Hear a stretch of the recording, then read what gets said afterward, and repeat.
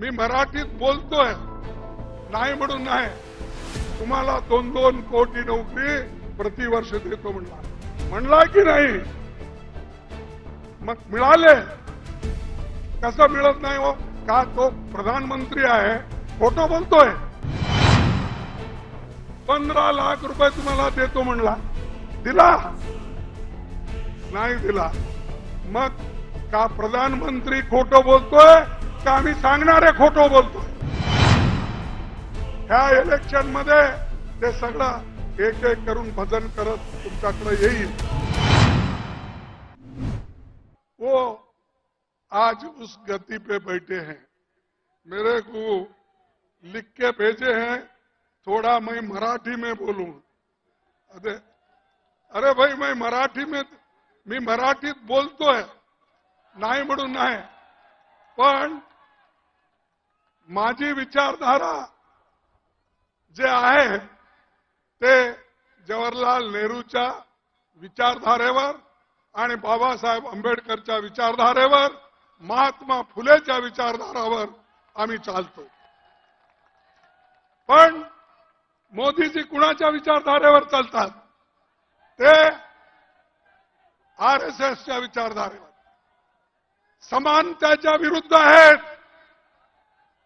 आणि ते आज ना उद्या पुन्हा दलितांना खाली दाबतील. कारण स्कॉलरशिप बंद आहेत, बोर्डिंग्स बंद आहेत, शाळाला ते ग्रँट द्यावं ते देत नाहीत. लोकांचे, मुलांचे, युवाचे सगळे आज स्कॉलरशिप बंद झालेले आहेत. आणि आणखीन एक तुम्हाला सांगायचं आहे, शिक्षण हे महत्वाचं आहे. म्हणूनच बाबासाहेब आंबेडकरांनी सांगितले, एज्युकेट, ऑर्गनाइज अँड एज्युटेट. शिक्षण घ्या, संघर्ष करा, एक व्हा. हे त्यांची वाणी आहे. ते आज आपण घेऊन चाललं पाहिजे. ते जर नाही घेतलं, तुम्ही विसरला, तर तुम्ही कुठेही राहणार नाही. जे काही मिळालं तेही जाणार आहे, मोदीच्या सरकारमुळं, आरएसएसच्या लोकांमुळं. बंधूंनो, आज काय? आज लोकतंत्र खतरे में है. आज इतने इन्फ्लेशन, एवढं प्राइस राईज आहे, किंमत एवढे वाढले आवश्यक वस्तूचे, ते सगळे आकाशला, म्हणजे आकाशपर्यंत पोहोचलेले आहेत. त्याच्याबद्दल मोदी काही बोलत नाही. त्याच्यानंतर रोजगार, अनएम्प्लॉयमेंट इतका आहे. देशात 30 लाख नोकऱ्या खाली आहेत. पण 30 लाख नोकऱ्या खाली असताना सुद्धा मोदी ते भरत नाही.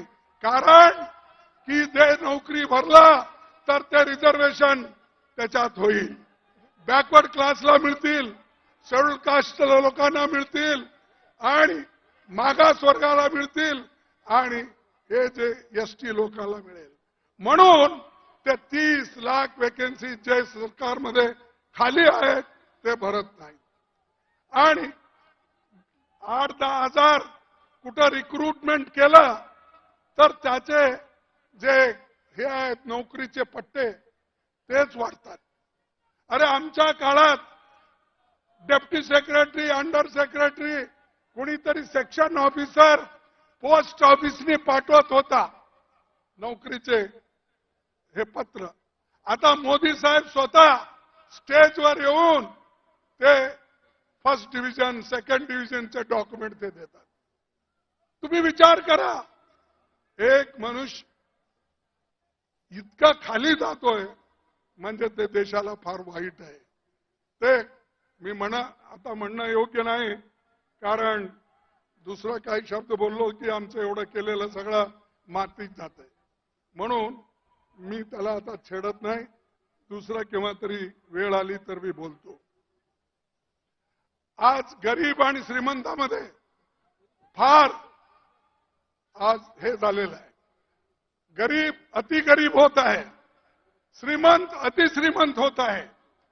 अरे या देशात आम्ही जेव्हा सरकार सोडली त्यावेळेला केवळ 5 लाख करोड रुपये आम्ही कर्ज सोडून गेलो होतो. पण आज मोदींनी देशावर 200 लाख कोटी रुपये कर्ज आज त्यांनी केलेलं आहे. 2 लाख करोड्स म्हणजे 200 लाख कोटी रुपये आमच्यावर कर्ज त्यांनी ठेवलंय आणि म्हणतोय सब ठीक है, सब खुशहाल है, हमने बहुत लोगों को आगे बढ़ाया. क्या आगे बढ़ाया? 200 लाख तो आपने कर्जा रखा और जो सहुलतें मिल रही थी वो सब एक एक होकर आप काट रहे हो और जो इरिगेशन प्रोजेक्ट अपने थे वो भी काट रहे हो. म्हणजे प्रत्येक गोष्टीत ते लोक आज बजेट कमी करायचं आणि शेवटली सांगायचं की मी हे केलो ते केलो. अरे बाप, तुम्ही मणिपूरमध्ये ते लोक मरू लागलेत, तिथं अनेक स्त्रियांचं रेप होऊ लागलंय आणि लहान मुलं मरू लागलेत. तिथं मोदी जात नाहीत. कुठं जातोय? इनॉग्रेट करण्यासाठी अहमदाबादला डायमंड हाऊसला जातोय. मोदी कुठे जातात की त्यांना जे पाहिजे पार्लमेंट सोडून त्यांनी लखनौमध्ये राहतात. अरे एकीकडे पार्लमेंट आहे चाललेलं आहे, दुसरीकडे प्राईम मिनिस्टर होम मिनिस्टर हे बाहेर फिरतात. हे काय कुठंतरी असं होतंय? पार्लमेंट कशासाठी बोलवतात? आम्ही एमपीज कशासाठी जातो? की लोकांचे मुद्दे तिथं ठेवण्यासाठी. लोक आता काय अनएम्प्लॉयमेंट आहे, बेरोजगारीचे आहे, तसंच जे इन्फ्लेशन आहे, हे सगळ्या गोष्टी आणि आपल्या किसानांचं फार्मर्सचं हे प्रश्न तिथं ठेवण्यासाठी आम्ही जातो.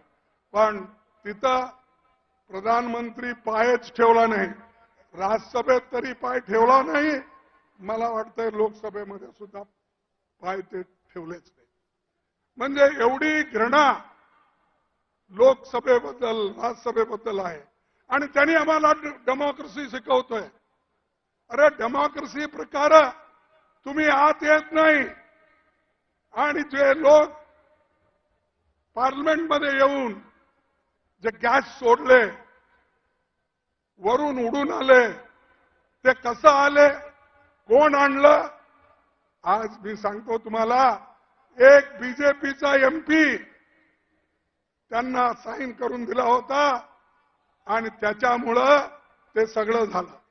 पण ते एक एमपीला रक्षण करण्यासाठी, त्या एक एमपीला वाचवण्यासाठी 146 एमपीजना बाहेर घातले. आपल्या लोकांना बाहेर गावून सगळे कानून सगळे पास करून घेतले. हे क्या लोकतंत्र आहे? हे प्रजातंत्र आहे? नाही. नाही तर तुम्हाला त्यांना लेसन शिकवावं लागतंय, धडे शिकवावं लागतंय. तुम्ही जर त्यांना धडा नाही शिकवला पुन्हा हेच करणार तो. हे आता जसं आपले राहुल गांधीजी सांगितले, इंडिया अलायन्स हे एक होऊन बीजेपीच्या विरुद्ध आम्ही फाईट करणार आहोत. आणि इंडिया अलायन्स एक झालं तर बीजेपी कुठंही तुम्हाला दिसणार नाही. अशी शक्ती या इंडिया अलायन्स मध्ये आहे. पण त्याला कसं खतम करावं, आमच्यामध्ये कसं डिवाइड करायचं ते त्यांनी सुरू केलंय. आतापासून काय काय करता मंत्र मला माहित नाही, कारण हैदराबादमध्ये एक स्पीच मी त्यांचा ऐकला, जे रेवंत रेड्डीने काहीतरी एक भाषण केला. त्यावेळेला त्यानं सांगितलं राजस्थानमध्ये त्यांनी सांगितलं जर तिथला गॅलोट हा जादूगार आहे तर मी चमत्कार करणारा माणूस असं त्यांनी सांगितलं. म्हणजे त्यांनी सगळ्यांना कोणत्याही रीतीने दाबून ठेवण्याचं काम करतोय, खोटं बोलतोय आणि त्याच्यासारखं खोटं बोलणारा माणूस कुठेही तुम्हाला मिळणार नाही. काय केलं त्यांनी सांगितलं तुम्हाला 2-2 कोटी नोकरी प्रतिवर्ष देतो म्हणला की नाही? मग मिळाले. कसं मिळत नाही हो? का तो प्रधानमंत्री आहे खोटं बोलतोय? 15 लाख रुपये तुम्हाला देतो म्हणला, दिला नाही दिला. मग का प्रधानमंत्री खोटं बोलतोय का आम्ही सांगणारे खोटं बोलतोय? आणि हेच पार्लमेंटमध्ये असं सांगतोय. आता पुन्हा एक नवीन चमत्कार करू लागलाय. आता सगळं सोडून, काम सोडून, लोकांचे कठीणाई सोडून, आमच्या किसानचे मुद्दे सोडून, अनएम्प्लॉयमेंटचे मुद्दे सोडून आता सगळं देवाकडे लागलाय. देवाकडे लागून ह्या इलेक्शन मध्ये ते सगळं एक एक करून भजन करत तुमच्याकडे येईल. तर बंधूंनो, तुम्ही त्या कशालाही बघू नका. देशासाठी, देश वाचवण्यासाठी तुम्हाला इंडियाला महत्व द्यायचं आहे.